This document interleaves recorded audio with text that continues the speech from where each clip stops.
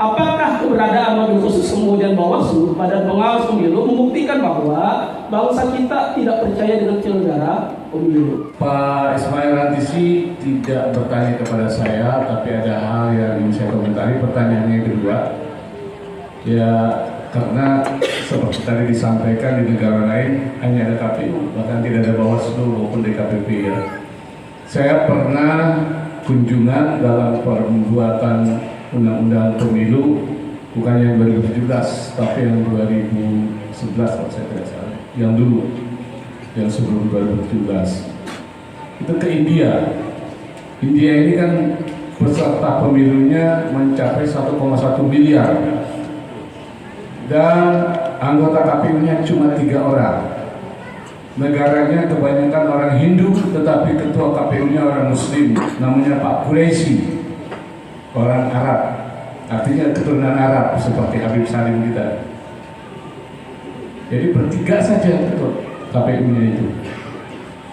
Dan yang unik lagi, India ini pemilunya itu berlangsung bisa 2 pekan, dan pemilunya itu menggunakan pemilihan elektronik ya, e-voting.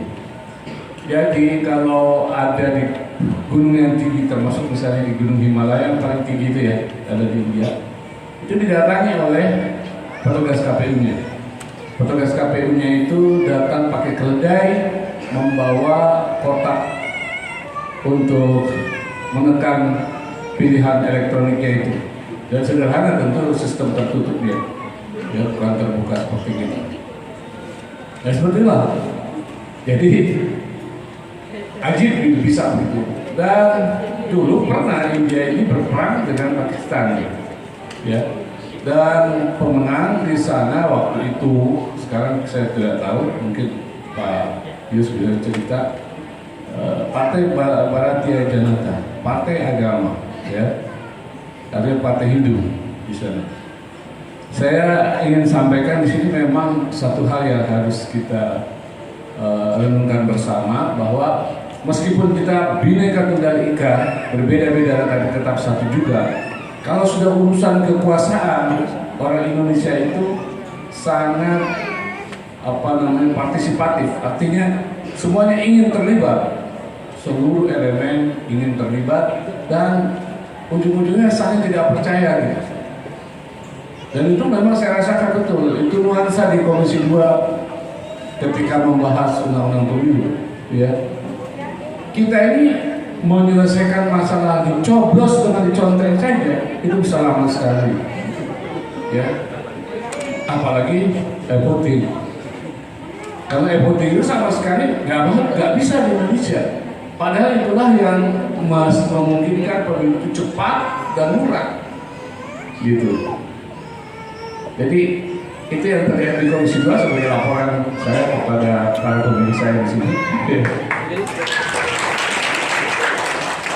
Sabar. Demikian juga masalah tinta itu lengket atau tidak gitu. Dari mana datangnya itu? Apakah dengan banyak penyelenggara pemilu itu sebuah bentuk ketidakpercayaan? Saya pikir sederhana gambarannya. Di Republik ini mungkin ketidakpercayaan itu sudah menjadi ekosistem lembaga.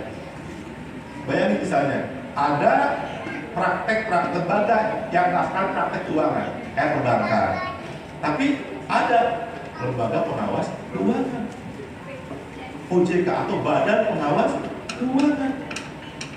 Ada juga lembaga yang mengurus tentang kesehatan, ada juga lembaga pengawas kesehatan. Ada juga yang mengurus pendidikan, ada juga pengawas pendidikan. Jadi semua di Republik ini ada pengawasnya. Apakah itu bentuk ketidakpercayaan? Nah gitu kira-kira kan? Saya pikir bukan di situ, tapi ini sebagai memperlengkap sebuah kanal. Contoh tadi itu, kalau partai politik melanggar pemilu, kemana ngadunya kita? Kalau ada Bawaslu, kemana? Ya kan bingung kan? Ya gitu kira-kira. Karena belum ada jaminan partai politik tidak melanggar, gitu kira-kira. Kalau KPU melanggar pemilu, kemana ngadunya kita? Ya kan susah kalau tidak ada KPP gitu loh. Justru bagi saya ini bukan sebuah konklusi ketidakpercayaan, tapi memperlengkap kanal ekosistem, gitu loh. Ya tinggal jawab aja. Kalau ada KPU, kemudian mereka itu ketemu di tahapan kampanye sedang ngobrol dengan bupati, itu melanggar tidak? Melanggar nggak? Melanggar kan? Terus kita ngadunya kemana? Ke DKPP. Kalau nggak ada KPP, gimana caranya? Nggak bisa ngadu kita, karena itu belum masuk unsur pidana. Yang gitu kira-kira kan? Atau misalnya, kalau ada serangan pajak, melanggar nggak? Melanggar kan? Terus kemana ngadunya kita? Kalau nggak ada Bawaslu. Ya, jadi maksud saya bukan urusan ketidakpercayaan. Begitupun kalau ada guru yang tidak profesional, guru yang malpraktek pendidikan, guru ngadunya kita ya ke pengawas pendidikan, ke Dewan Pengawas. Bukan berarti Dewan Pengawas tidak percaya lembaga pendidikan, bukan itu. Begitupun ketika ada praktek-praktek rumah sakit yang tidak profesional, yang mencekik rakyat, yang macam-macam gitu kira-kira, kita ngadunya kemana? Ya ke Dewan Kesehatan. Kalau ada malpraktek keuangan, indikasi korupsi, kemana ngadunya? Ya kepada pengawas keuangan, gitu loh.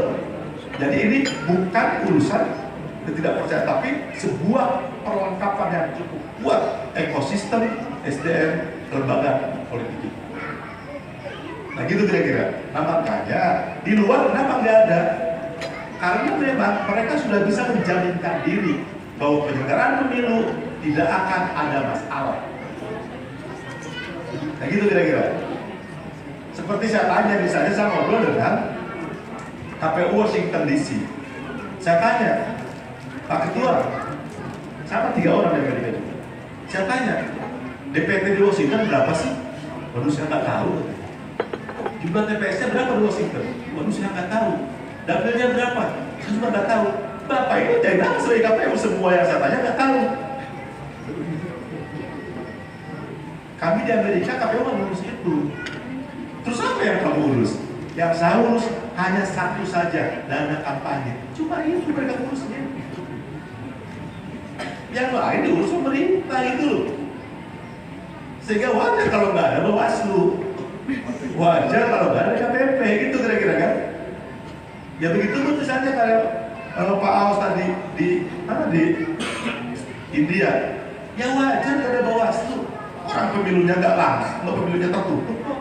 Ya apa yang mau diawasi? Gitu kira-kira. Nggak ada yang diawasi tertutup, milih partai, ngawasin apa kita? Nah gitu kira-kira. Jadi bukan bentuk ketidakpercayaan.